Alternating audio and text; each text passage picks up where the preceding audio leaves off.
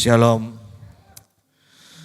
Puji Tuhan, mari kita bersama membuka Alkitab kita di dalam kitab Keluaran pasal yang ke-15. Keluaran 15 ayat 22 sampai ayat 27.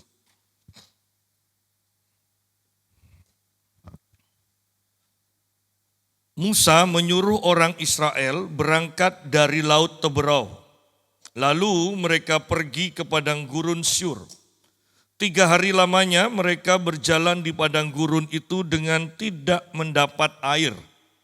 Sampailah mereka ke Mara, tetapi mereka tidak dapat meminum air yang di Mara itu karena pahit rasanya. Itulah sebabnya dinamai orang tempat itu Mara.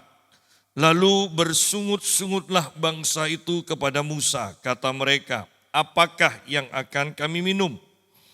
Musa berseru-seru kepada Tuhan dan Tuhan menunjukkan kepadanya sepotong kayu. Musa melemparkan kayu itu ke dalam air, lalu air itu menjadi manis. Di sanalah diberikan Tuhan ketetapan-ketetapan dan peraturan-peraturan kepada mereka, dan di sanalah Tuhan mencoba mereka. Firman-Nya, jika kamu sungguh-sungguh mendengarkan suara Tuhan Allahmu, dan melakukan apa yang benar di matanya, dan memasang telingamu kepada perintah-perintahnya dan tetap mengikuti segala ketetapannya, maka aku tidak akan menimpakan kepadamu penyakit manapun yang telah kutimpakan kepada orang Mesir. Sebab aku Tuhanlah yang menyembuhkan engkau. Sesudah itu sampailah mereka di Elim. Di sana ada 12 mata air dan 70 pohon kurma. Lalu berkemahlah mereka di sana di tepi air itu.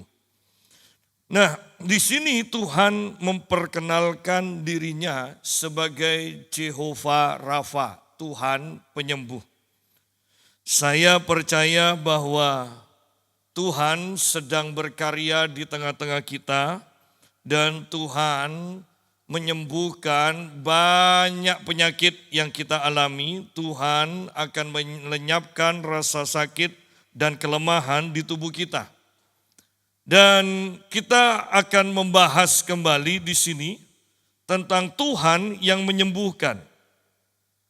Dikatakan Musa menyuruh atau memimpin orang Israel berangkat dari Laut Teberau. Lalu mereka pergi ke padang gurun Syur. 3 hari lamanya mereka berjalan di padang gurun itu dengan tidak mendapat air. Sudah jemaat di sini bayangkan berjalan 3 hari di padang gurun dan tidak mendapat air. Bahwa ketaatan itu tidak menjauhkan kita atau melenyapkan masalah-masalah dalam hidup kita.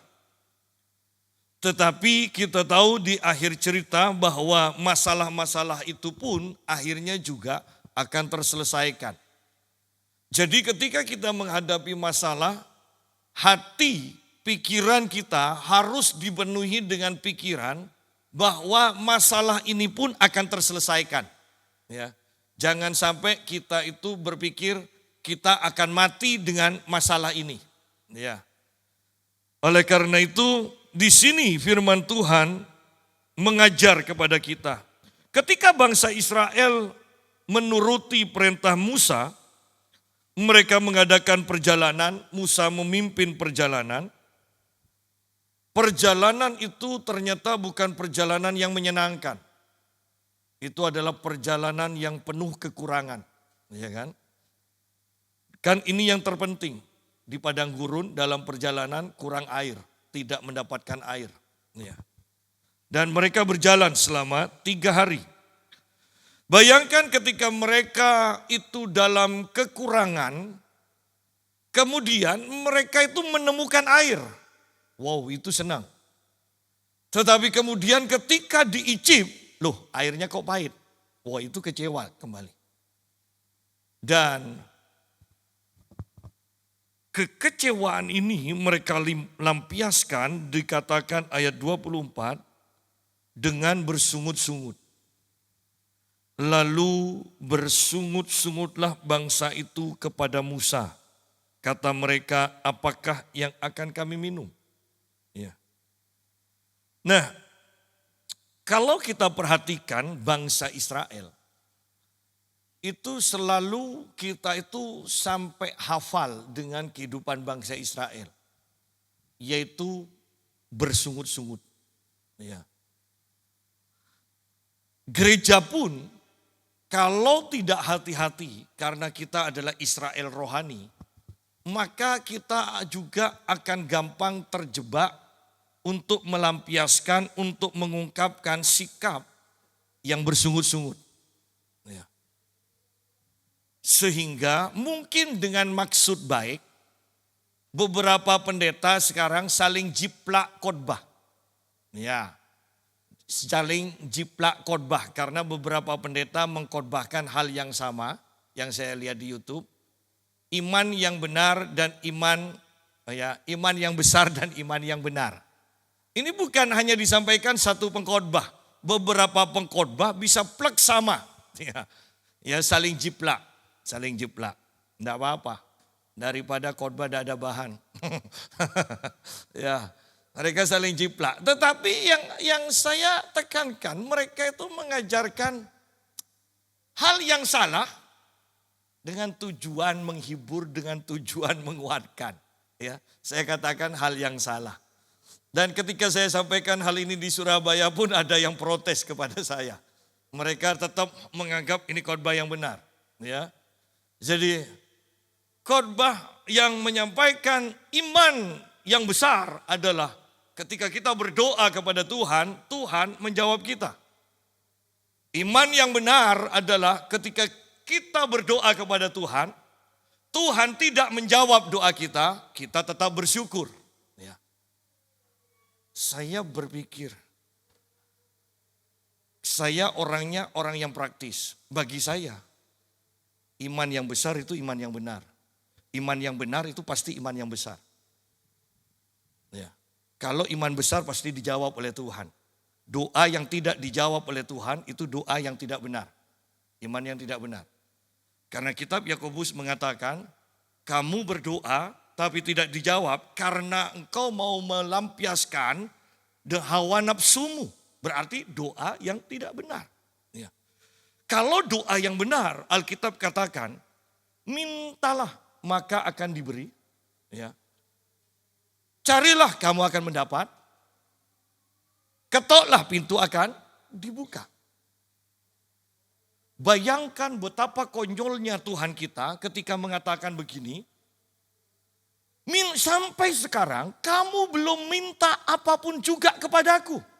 Mintalah supaya penuh sukacitamu. Ya kan? Nah, orang Yesus yang mengatakan seperti ini, yang menantang kita untuk meminta, kemudian ternyata mengatakan, aku ingin melihat iman yang benar, yaitu dengan tidak menjawab doamu. Loh, kan konyol kan? Ya.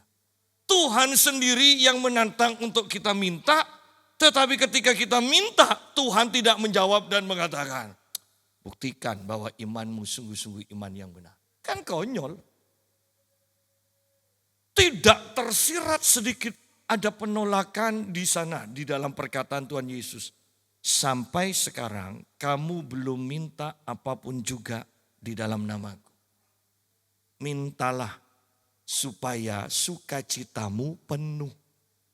Artinya ketika kau mendapatkan jawaban doamu, engkau akan bersukacita. Ya. Jadi mari hati-hati dengan pengajaran di akhir zaman. Dan pengajaran dan akhir zaman tentunya merupakan tempat waktu penampian. Sehingga yang ilalang akan kelihatan, yang gandum akan kelihatan dan pasti terjadi pemisahan. Ya. Gadis bodoh dan gadis bijaksana terjadi pemisahan. Sehingga kita sungguh harus hati-hati. Saya menceritakan tentang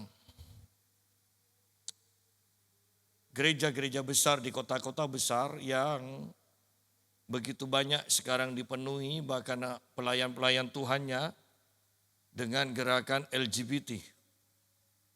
Dan ketika saya di Surabaya, saya bertemu dengan beberapa orang dan mereka mengatakan di sekolah-sekolah Kristen pun mereka sebutkan nama, ini pun sudah tercemar dengan gerakan LGBT.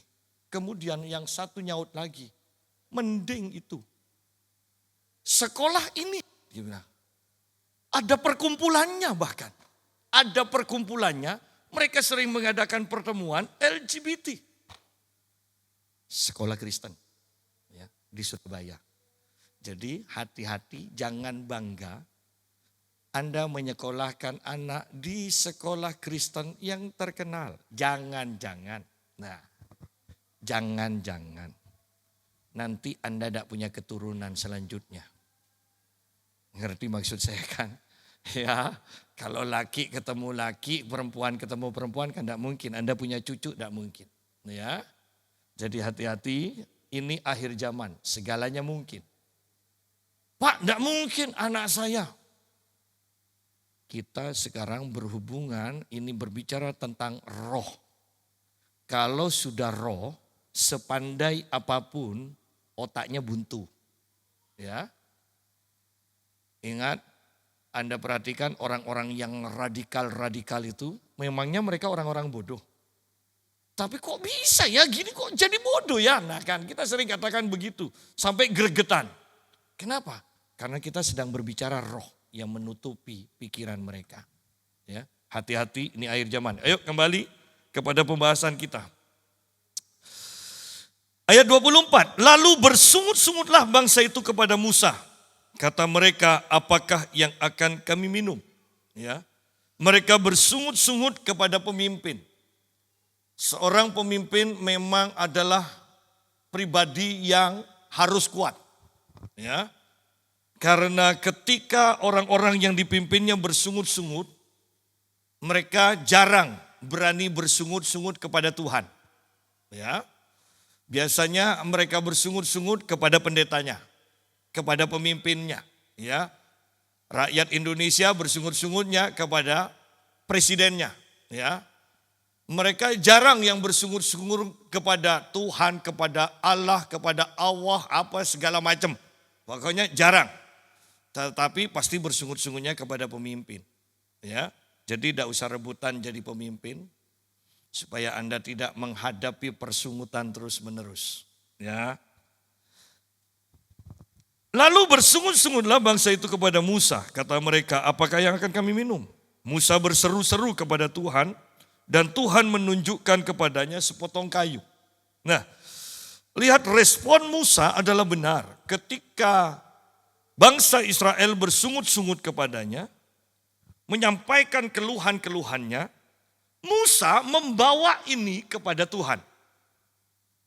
Musa berseru kepada Tuhan, dikatakan. Dan Tuhan menunjukkan kepadanya sepotong kayu. Cara Tuhan kan luar biasa.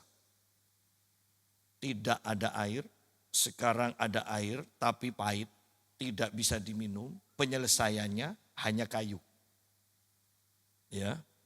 Tuhan menunjukkan kepada Musa sepotong kayu. Lalu Musa melemparkan kayu itu ke dalam air, lalu air itu menjadi manis. Yuk baca sampai di sini saja. Ya. Tanpa ajaran doktrin segala macam, tafsiran segala macam, baca sampai di sini saja. Anda akan menemukan seberat sebesar apapun masalah kita, penyelesaiannya bagi Tuhan, cara menyelesaikannya sangat mudah, sangat sederhana. Loh ini air yang pahit loh, penyelesaiannya hanya dilempari kayu. Loh. Ayo berpikir, sebesar apa masalah kita dibandingkan air yang pahit ini.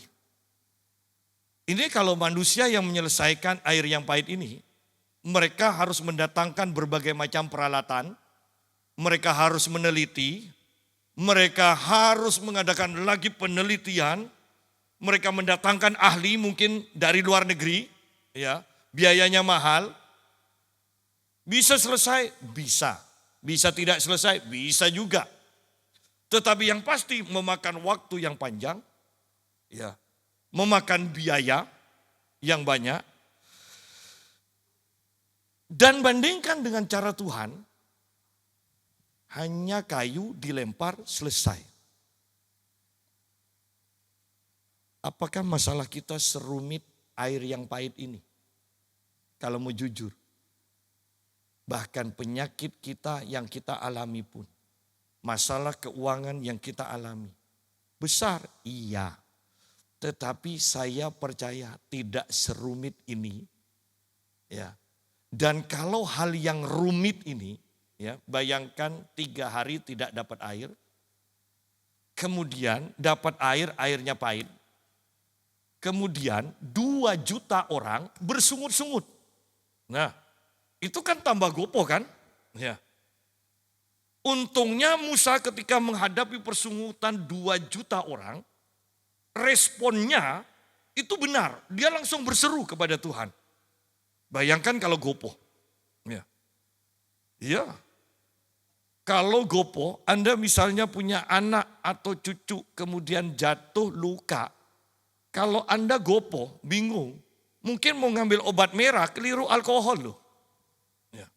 Pak Yusa, tidak mungkin. Saya sudah ceritakan kan ketika Blue Pastori di belakangnya kebakaran.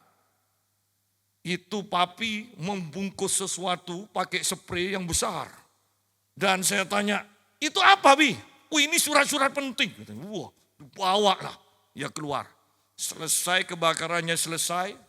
Itu dibawa juga masuk ketika dibuka surat-surat penting itu. Anda tahu, kunci. Tidak masuk akal. Iya memang tidak masuk akal. Tapi ketika kita gopoh. Itu bisa terjadi. Bayangkan 2 juta orang. Itu bersungut-sungut kepada Musa. Dan Musa bisa meresponi dengan tindakan yang benar. Yaitu dia bawa ini kepada Tuhan. Wow, itu luar biasa. Bagaimana ketika kita mengalami masalah?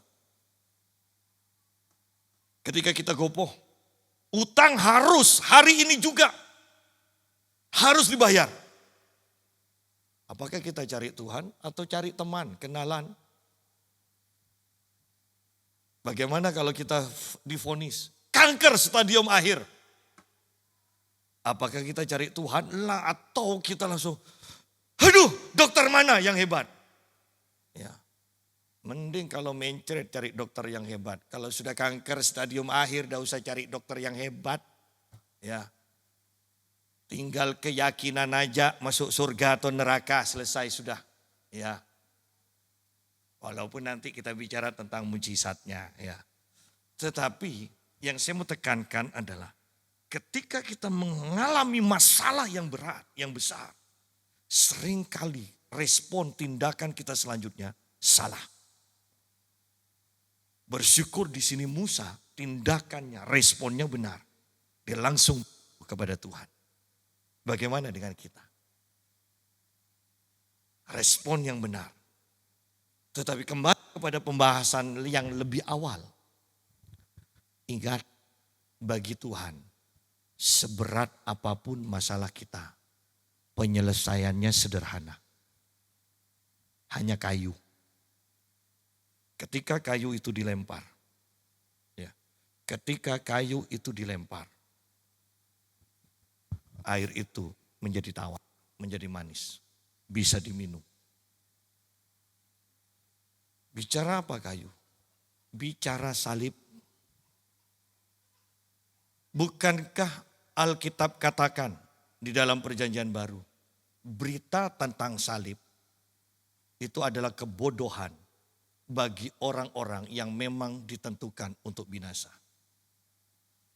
Tetapi bagi kita dikatakan itu adalah bau yang harum, berita tentang salib.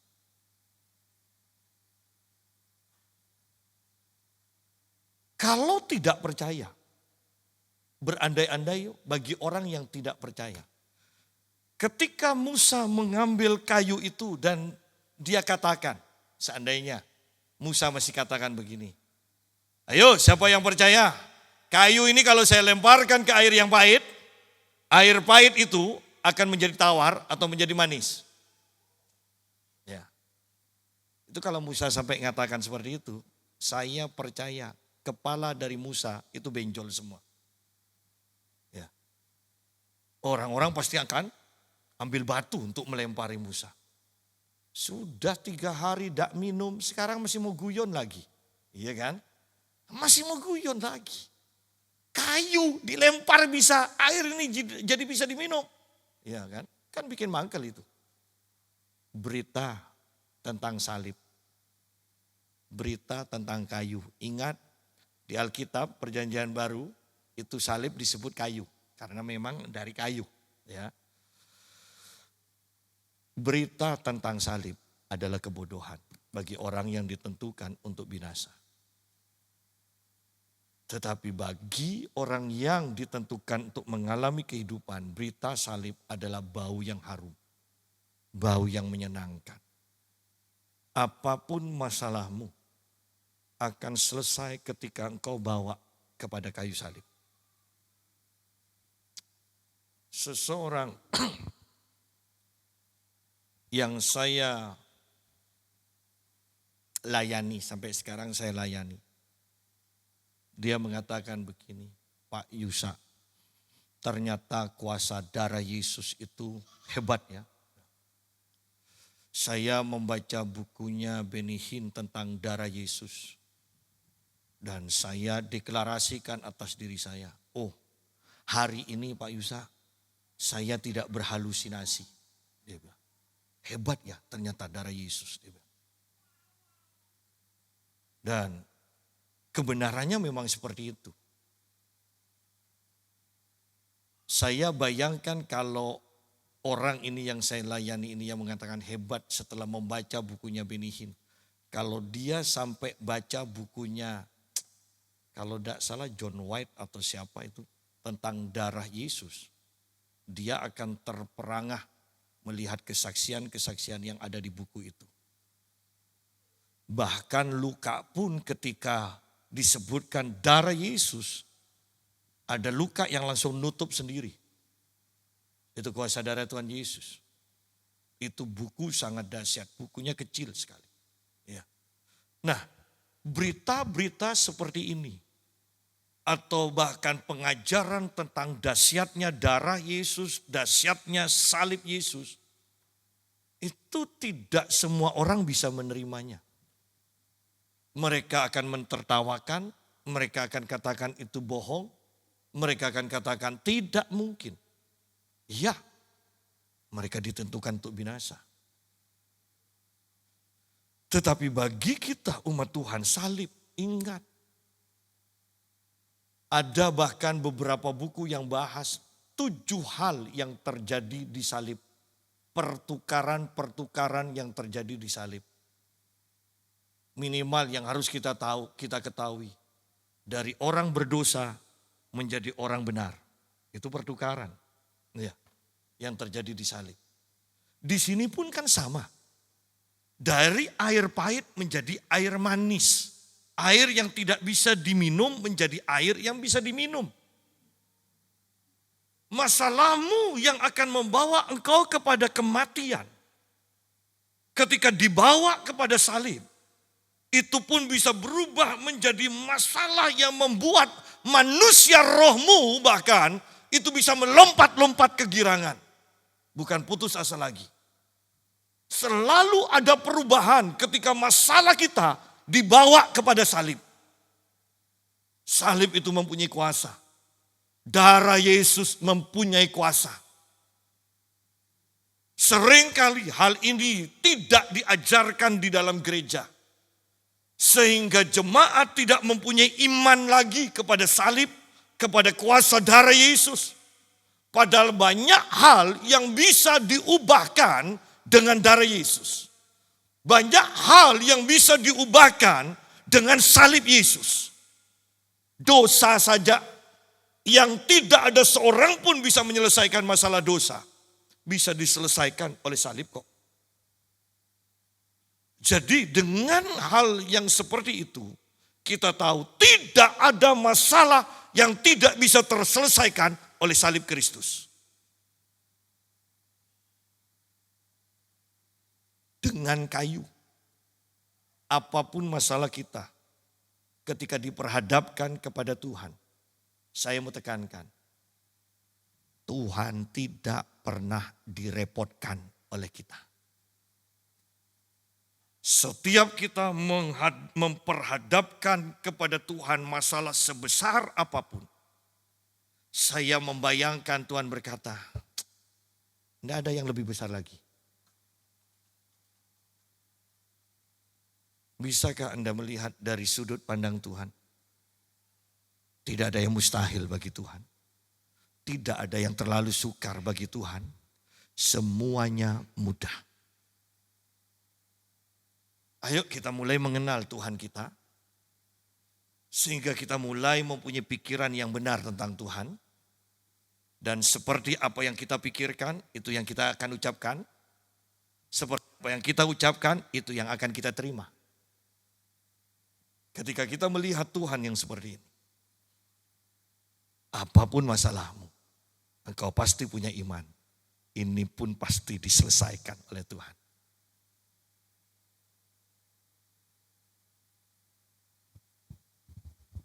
Beberapa kali ibadah saya merasakan kuat kesembuhan mengalir begitu kuatnya.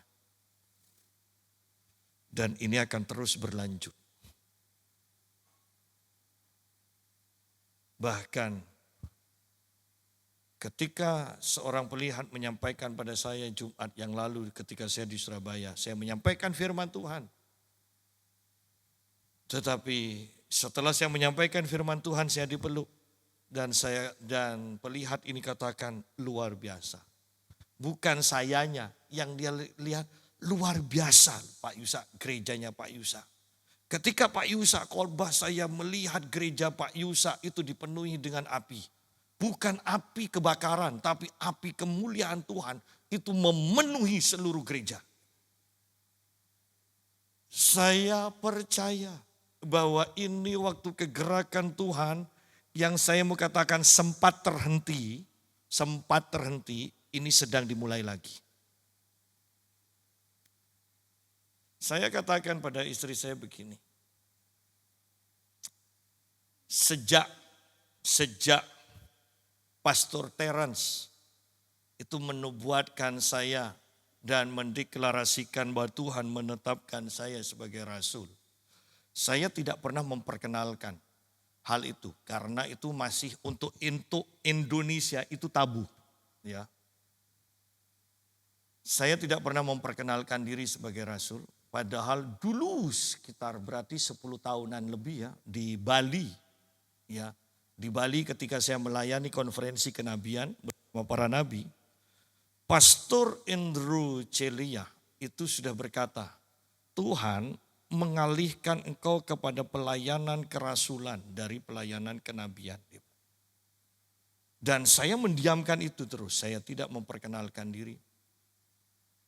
Ketika Pastor Terence itu menyampaikan hal yang sama, ya bulan Januari lalu, Anda tahu yang terjadi, banyak orang telepon saya, minta nasihat, minta dimentori, ketemu dengan orang-orang minta dimentori. Ya. Ini saya juga mendapat WA hari Senin saya melayani di Surabaya, tempat yang baru. Dan seseorang katakan, Pak Yusa tahu, ini sudah banyak yang akan datang ketika mendengar Pak Yusa itu akan melayani di PD ini. Ya. Saya percaya ada kegerakan dari Tuhan yang sangat luar biasa. Yang saya inginkan, semua jemaat dibangun, semua jemaat diberkati, semua jemaat di tempat ini bergerak. Jangan sampai tidak bergerak. Tetapi saya mau tekankan juga, seandainya jemaat di sini tidak mau bergerak, Ingat, Tuhan juga mempersiapkan orang-orang yang harus saya pimpin. Karena saya juga harus bergerak dan harus ada orang yang mengikuti. Kalau di sini tidak bergerak, saya mau katakan, di kota-kota yang lain ada orang-orang yang mau mengikuti gerakan ini. Jadi ini waktu-waktu yang penting. Ya, waktu-waktu yang penting.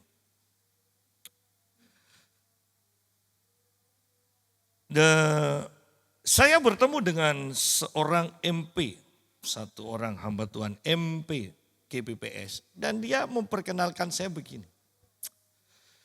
Kalau papinya Pak Yusa itu adalah seorang hamba Tuhan yang berhati Bapak. Yang penuh perhatian, sangat sabar. Tapi kalau Pak Yusa beda. Kemana-mana yang dilihat, yang diberitakan kuasa Tuhan. Kuasa. Kalau papi bapak yang baik, bapak yang sabar. Kalau Pak Yusa orang taunya kuasa Tuhan. Ya. Ada orang-orang yang bisa menilai, yang bisa menangkap. Dan ini juga hal yang penting. Bagi saya menangkap bahwa kegerakan dari Tuhan ini tidak bisa ditunda lagi. Ini waktunya kita bergerak. Anda mengatakan, enggak, saya enggak ikut. Percayalah pada saya. Bahwa akan ada orang-orang yang akan menggantikanmu. Ketika engkau tidak mau ikut bergerak. Jumat yang lalu saya bertemu dengan seseorang. Yang seorang pimpinan koordinator praise and worship gereja yang besar. Saya dulu melayani di gereja, di rumahnya. Dan saya bernubuat kepada dia, saya katakan begini. Bahwa Tuhan mengaruniakan engkau dengan karunia bernubuat. Tetapi engkau seringkali takut untuk menyampaikan ketika Tuhan menunjukkan dosa kekurangan seseorang. Engkau sering takut untuk menyampaikannya. Dan kalau engkau tidak menyampaikan dan terus tidak mau menyampaikan, Tuhan akan mengambil karunia ini dan akan memberikan kepada orang lain. Dan orang ini katakan, itu perkataan Pak Yusa selalu saya ingat dan saya sungguh takut. Takutnya Pak, takut diambil karunianya dan diberikan pada orang lain. Sehingga mulai saat itu saya memberanikan diri. Pak Yusa tahu, dia bilang, ketika Tuhan berbicara, saya ini, dia bilang, saya bergumul sendiri. Sampaikan atau enggak, sampaikan atau enggak. Dan saya katakan pada dia, Ibu kalau sudah seperti itu, tahan untuk sesaat. Kalau itu berkobar terus, berarti itu dari Tuhan dan harus disampaikan. Dan dia katakan, iya Pak, saya sampaikan. Tapi sejak itu Pak, Tuhan sering berikan pesan-pesannya untuk disampaikan. Sejak dia taat. Sidang jemaat. Mungkin dari kita mengatakan, Tuhan sekarang jarang berbicara pada saya. Saya mau bawa. Dulu bagaimana? Oh sering. Mungkin Anda katakan sering. Nah sekarang gampang. Sejak kapan berarti Tuhan mulai tidak bicara dengan kita? Pasti ada saat-saat di mana Tuhan mendorong kita untuk melakukan sesuatu, untuk menyampaikan sesuatu dengan kuat, tetapi kita tidak mentaatinya. Sejak saat itu, Tuhan tidak akan berbicara lagi pada kita. Ya. Jangan remehkan. Karena hanya masalah waktu, apa yang ada pada kita akan diambil oleh Tuhan dan dipercayakan kepada orang lain. Beberapa kali saya sudah katakan, saya senang melayani di luar. Di luar, ya, di kota lain, di gereja lain. Kenapa? Karena saya percaya bahwa di tempat yang baru itu ada karunia-karunia yang tidak dipakai oleh orang-orang yang hadir. Dan karena saya melayani di tempat itu, saya sedang mentaati Tuhan, bisa kemungkinan besar karunia yang tidak dipakai itu Tuhan akan ambil dan Tuhan akan berikan pada saya. Sehingga di tempat lain saya bisa melayani dengan karunia yang berbeda. Artinya karunia yang tidak pernah saya praktekkan di tempat ini, di tempat saya. Ya. Kenapa? Karena itu karunia yang nganggur. Tuhan tidak mau ada karunia nganggur. Dia akan ambil dan dia akan percayakan kepada orang yang lain. Yang mau bergerak dengan karunia tersebut. Hati-hati. Jangan-jangan ini juga salah satu penyebab yang terdahulu jadi terkemudian, iya kan? Dan sebaliknya. Kembali kepada pembahasan kita. Sebesar apapun masalah kita, ketika dibawa oleh Tuhan, kepada Tuhan, dan Tuhan mau menyelesaikannya, ingat, bagi Tuhan itu adalah masalah yang kecil. Hanya kayu, bukan pohon, hanya kayu. Ya. Sepotong kayu. Lalu air itu menjadi manis. Di sanalah diberikan Tuhan ketetapan-ketetapan dan peraturan-peraturan kepada mereka. Dan di sanalah Tuhan mencoba mereka. Firman-Nya. Jika kamu sungguh-sungguh mendengarkan suara Tuhan Allahmu. Dan melakukan apa yang benar di matanya.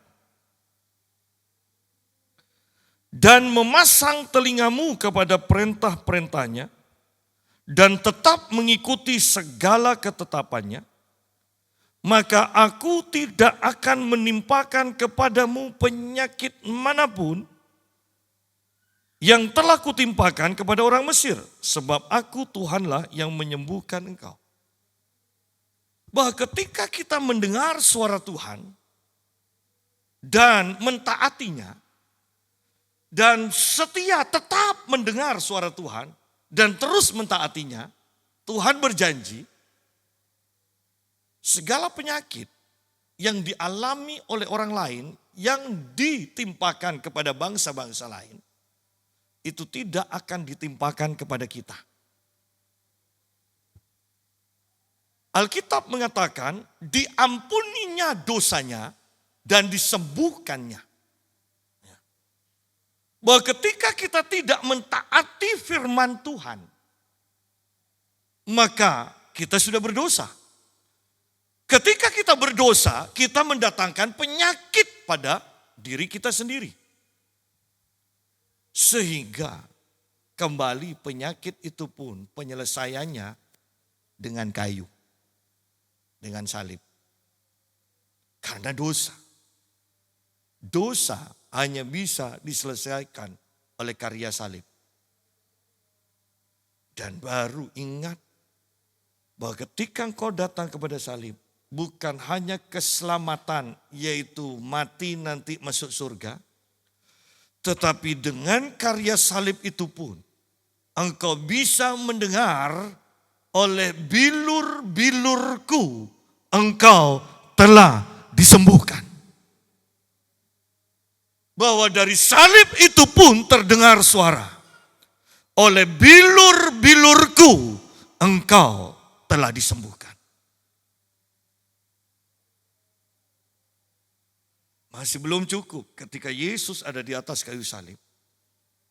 Matius pasal yang ke-8 ayat 17 mengatakan, penyakit kitalah yang ditanggungnya, kelemahan kitalah yang dipikulnya. Anda bisa melihat, membayangkan seluruh penyakit yang ada pada dirimu sekarang berpindah kepada tubuh Yesus. Bayangkan itu, artinya bahwa melalui karya salib kita bisa melihat penyakit itu tidak ada di tubuh kita. Penyakit itu ada di tubuh Yesus. Karena dikatakan Yesus yang menanggung. Yesus yang memikul. Nah, saya mau katakan, tidak usah dibantu soal itu Yesus. Dia mampu untuk memikul dan menanggungnya sendiri. Sidang jemaah, biarlah ini menjadi hal yang terus menguasai kehidupan kita. Sehingga jemaat di tempat ini sungguh akan hidup dalam kesembuhan dan kesehatan ilahi. Mengapa? Karena Tuhan kita sekarang memperkenalkan dirinya kepada kita. Aku Tuhanlah yang menyembuhkan kau. Terjemahan lama mengatakan, aku Tuhan adalah tabibmu. Aku adalah tabibmu. Pak, kurang keren. Bahasa aslinya, akulah Jehovah Rafa.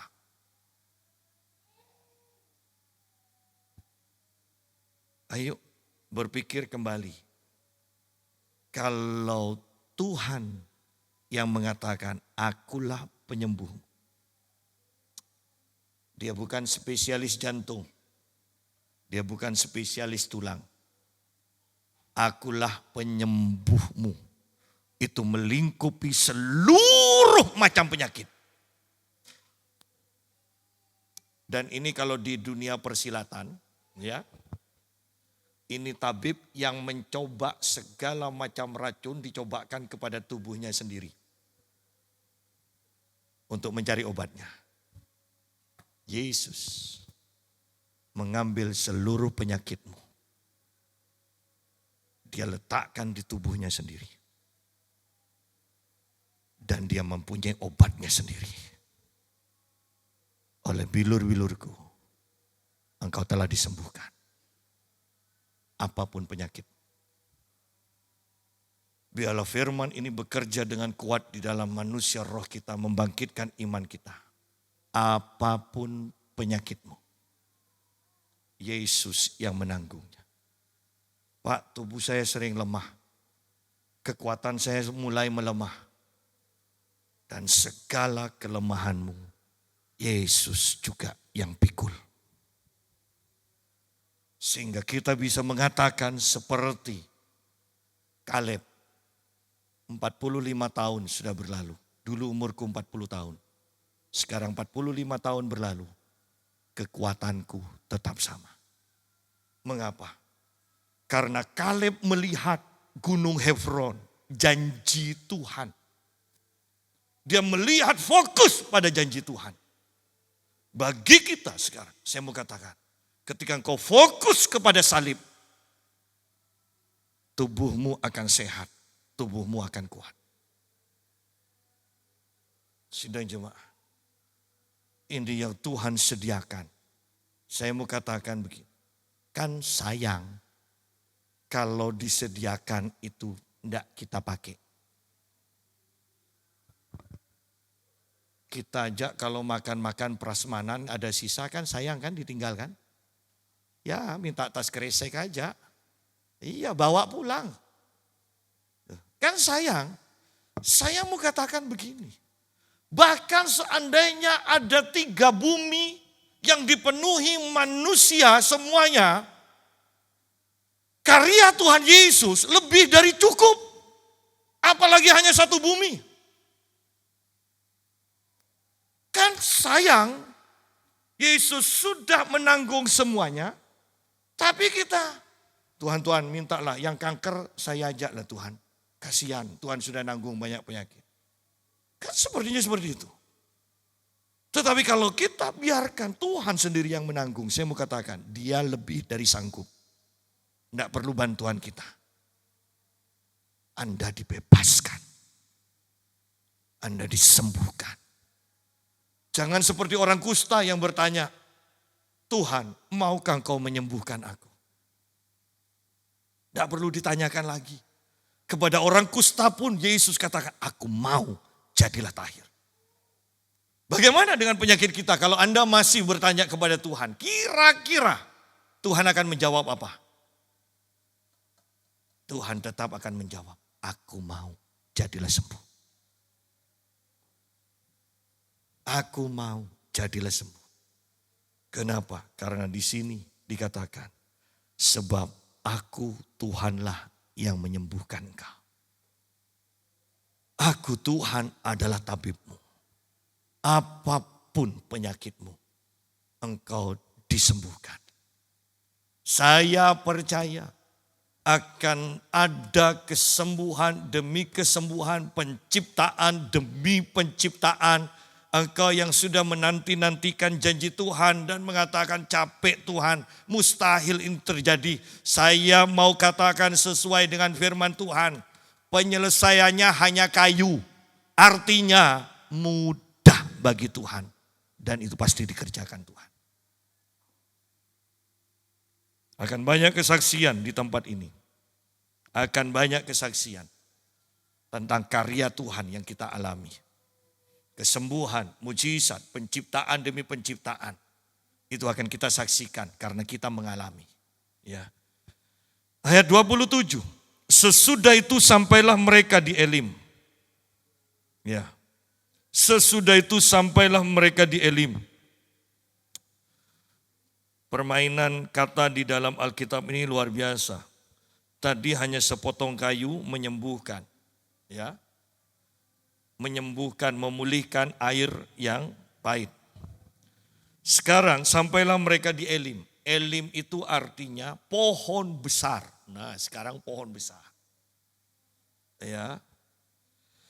Di sana ada 12 mata air dan 70 pohon korma. Bahwa Anda pernah mendengar firman yang mengatakan dia harus semakin besar, aku harus semakin berkurang, semakin kecil. Dia harus bertambah-tambah, aku harus semakin berkurang. Ya. Ketika pohon itu salib semakin diberitakan, maka salib itu menjadi semakin besar, semakin terkenal. Ketika kuasa salib itu bertumbuh di dalam kita, maka akan sampai dengan angka 12 berbicara tentang pemerintahan. Artinya itu orang yang berotoritas, orang yang dewasa. Angka 12 itu berbicara pemerintahan Allah. Angka 7 atau 70 itu kesempurnaan. Anda bisa bayangkan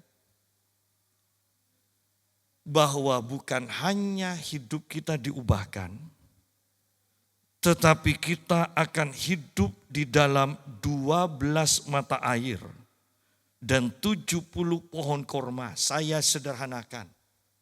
Bukan hanya kesembuhan, tetapi engkau akan hidup dalam penyediaan yang penuh dengan kelimpahan. Ketika manusia rohmu itu semakin besar, ketika imanmu semakin besar, maka engkau akan hidup dalam kelimpahan penyediaan Allah yang luar biasa. Ya. Penyediaan Tuhan yang luar biasa. Saya tidak percaya bahwa orang yang sungguh-sungguh dengan Tuhan, ketika iman kita bertumbuh, kita akan kekurangan. Tidak. Kita akan hidup dalam kelimpahan. Kita akan hidup dalam kelimpahan. Sesudah itu sampailah mereka. Sampai. Perhatikan kata sampai. Bahwa sejak hidup kita diubahkan. Sejak air itu diubahkan, engkau terus mengadakan perjalanan iman dan sampai pada pemerintahan Allah dan kau hidup dalam kelimpahan yang sempurna. Angka 70. Itu kesempurnaan. Tidak ada kekurangan, tidak ada cacat,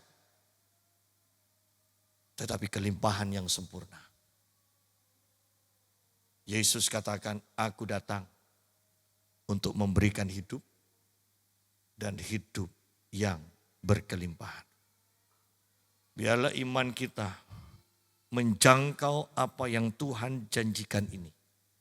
Apapun penyakitmu, hanya sebatang pohon kecil, kayu, menyembuhkan. Sangat mudah.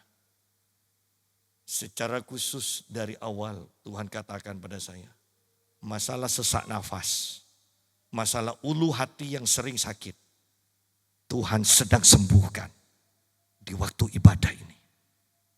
Tuhan sembuhkan. Jangan izinkan setan bermanifestasi lagi. Dia sudah dikalahkan. Tuhan menyembuhkan. Tuhan memberikan kelegaan. Tuhan akan terus membawa imanmu kepada otoritas pemerintahannya. Dan kita akan hidup dalam kelimpahan, dalam berbagai bidang.